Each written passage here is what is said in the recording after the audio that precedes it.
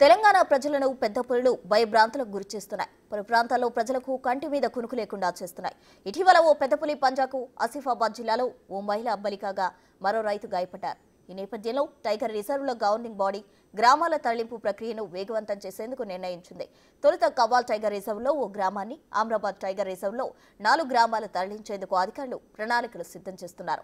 పెద్ద పులులు సహా ఇతర వన్యప్రాణుల దాడుల్లో మనిషి మరణిస్తే బాధిత కుటుంబానికి 10 లక్షల రూపాయల పరిహారం ఇస్తున్నారు. దీన్ని 20 లక్షలకు పెంచే ప్రతిపాదన గవర్నింగ్ బాడీ దాదాపుగా ఖరారు చేసినట్టు తెలుస్తోంది.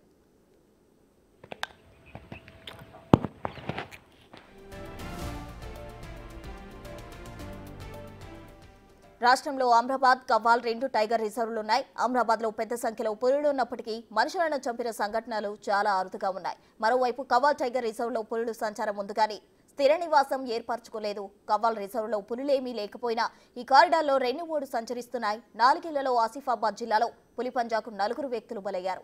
ఇటీవల ఓ మహిళను చంపి మరో రైతును గాయపరిచింది. ఈ దాడికి పాల్పడింది ఓ మగపులి అని అధికారులు గుర్తించారు.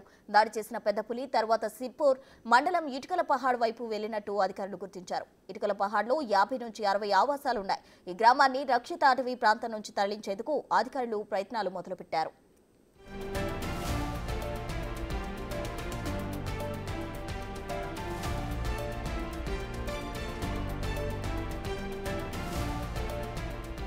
మరోవైపు ఆమ్రాబాద్ టైగర్ రిజర్వ్ కోర్ ఏరియాలో మొత్తం 26 గ్రామాలున్నట్టు అధికారులు గుర్తించారు. ఇందులో 4 గ్రామాలు తరలించేందుకు ఏర్పాట్లు చేస్తున్నారు. వీటిలో పుడిచింతల బయలు, కొల్లంపెంట, ఫర్హాబాద్, తాళ్లపల్లి గ్రామాలున్నట్టు తెలుస్తోంది.